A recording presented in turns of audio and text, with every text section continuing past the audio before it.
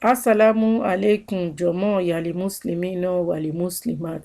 Mo kí ẹ̀yin ọmọ ìyá mi lọ́kùnrin lóbìnrin níkẹtì ọlá àti ọlà nínú ti Islam. Mo kí yín kú dédé àsìkò tá a wà yìí. Ọlọ́run jẹ́ kẹ́mi wa kó ṣíkà oṣù yìí, kẹ́mi wa kó rẹ́yìn oṣù náà. Alihamdulilayi, alihamdulilayi, alihamdulilayi. Ramadan náà di mẹ́ta lénìí. Ẹ jẹ́ ká túbọ̀ dúpẹ́ fún Ọlọ́run ọba. Ọlọ́run kó wá ṣàforíjì fún ọ̀rẹ́ wa Tóyìn Òkí tó fi ayé sílẹ̀ báyìí. Ọlọ́run kó ṣàforíjì fún, kó pa gbogbo àṣìṣe rẹ̀, kó bá wa tẹ́ sí afẹ́fẹ́ rere. Àmín. Ìtàn la máa fi bẹ̀rẹ̀ ìjọ́ kẹta ní èní o. Báwo la ṣe ń lo Ramadan yìí? Báwo la ṣe lè jogún àsìkò yìí? Ẹ jẹ́ ká yẹ ìtàn wa ti alẹ́ èní wò.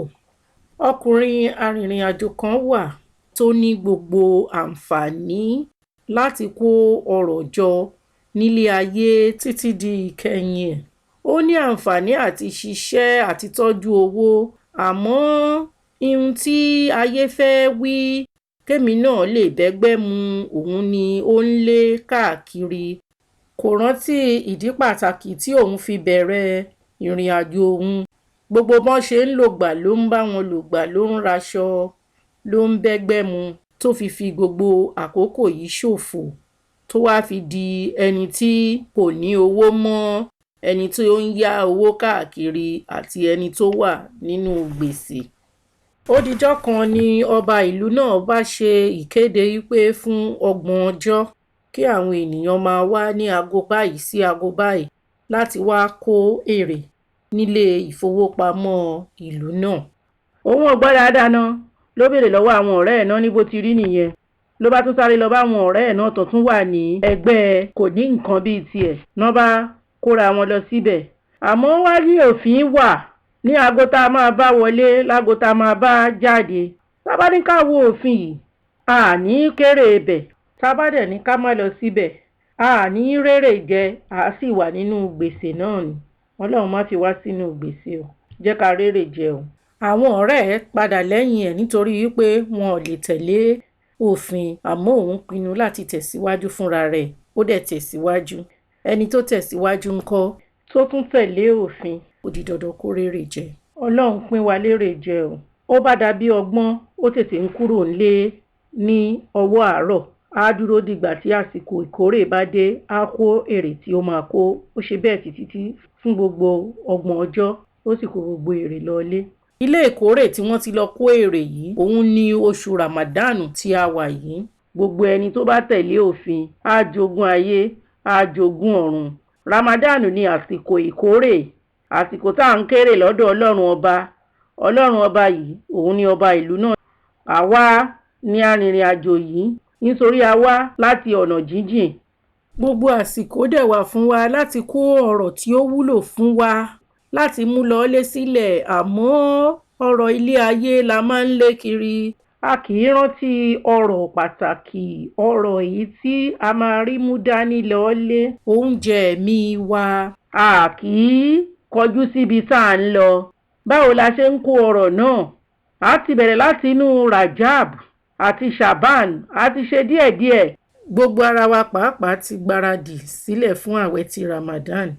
Ẹ jẹ́ ká sáré yẹ àwọn nǹkan wo ni a lè bì díẹ̀ sí ẹ̀yìn nínú Ramadan yìí kán bá máa dí àwẹ̀ wa lọ́wọ́. Ení, ìránṣẹ́ èṣù tí gbogbo wa ń gbé káàkiri, tẹlifóònù, Facebook, a dín íńtánẹ́ẹ̀tì, kọ̀ǹpútà, a dín gbogbo ẹ̀ kù. Móbáìlì wa, kódà tá bá fi sí sáílẹ̀ǹtì, ẹni tó fẹ́ ṣèké ò ní lè rí wa pè. A ti lọ tán ká tó rí. Ṣáà ní ká dín mobile phone lílò ká dínkù, íńtánẹ́ẹ̀tì ká dínkù. Tá bá ń dáná nínú Ramadan, ká máa rí pé wákàtí kan ó ṣe pàtàkì kí Maghrib tó dé, kí a má ṣe nǹkan kan ní wákàtí, ká jókòó ká máa ka Kùránì wa, ká ṣàdúrà gbogbo ohun tá bá fẹ́. Gbogbo oúnjẹ ṣíṣe ká ti ṣe oúnjẹ wa sílẹ̀, ká má ṣe oúnjẹ lásìkò tí à ń sọ yìí. Tá bá lè gbọ́ lecture bó ṣe kékeré táwa ń fi ránṣẹ́ sí yín náà, lẹ lè jókòó gbọ́. Alihamdulilayi. Bẹ́ bá lọ fẹ́ lọ sí orí íńtánẹ́ẹ̀tì ni láti lọ gbọ́ míì, ẹ ti mú gbogbo nǹkan tẹ́ fẹ́ ṣe yẹn ẹ ti ṣe sílẹ̀. Tó bá jẹ́ shopping náà ni ẹ fẹ́ ṣe, ẹ ti ṣe nǹkan yín ní ṣókí. Kì í ṣe pé ká ra oúnjẹ rẹpẹtẹ. A gbọ́dọ̀ sọ àsìkò Ramadan di àsìkò ọjà, àsìkò patí. Tó bá di àsìkò ìtúnu ni a ṣe gbogbo ẹ̀ náà ní ṣókíṣókí. Bàbá rẹni tí kò ní, ẹ jẹ́ ká fún wọn. Tá bá ti kí tàráwì, èyí tá ń pè láṣámú, a lè lọ sùn nítorí a ti ṣe wàhálà láti àárọ̀. Ọ̀sán wa, àárọ̀ wa, òun ni ká má sùn. Èèyàn kò nítorí pé òun gbààwẹ̀ kó wá lọ bẹ̀rẹ̀ sí sùn lọ́sàn-án. Ẹ rí pé mo gbààwẹ̀ ni, kò sí nǹkan tó ń jẹ́ bẹ́ẹ̀. Ọ̀sán yìí ni a máa lò láti ṣe ìbádà wa àti gbogbo iṣẹ́ tá a ti ń ṣe tẹ́lẹ̀tẹ́lẹ̀. A gbọ́dọ̀ torí àwẹ̀ ká má ṣe. Irun wa ó di ọ̀ranyàn fún wa, gbogbo òrun ọ̀ranyàn ní àsìkò tiẹ̀. A lè tún fi àwọn súnù àti nàwáfìl èyí tí a kì í máa ń ṣe tẹ́lẹ̀tẹ́lẹ̀, a lè fi kún àwọn ìrun wa ní àsìkò yìí nítorí ládàá oṣù yìí.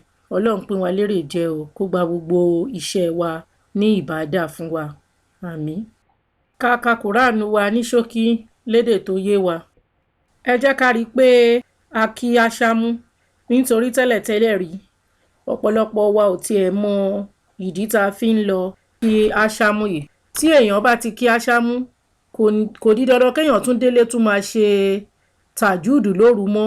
Téèyàn bá dẹ̀ fẹ́ wá ṣe tàjúùdù, rákà 2 péré òun nìkan lèèyàn lè ṣe ní tàjúùdù nínú sáà tá a wà yìí.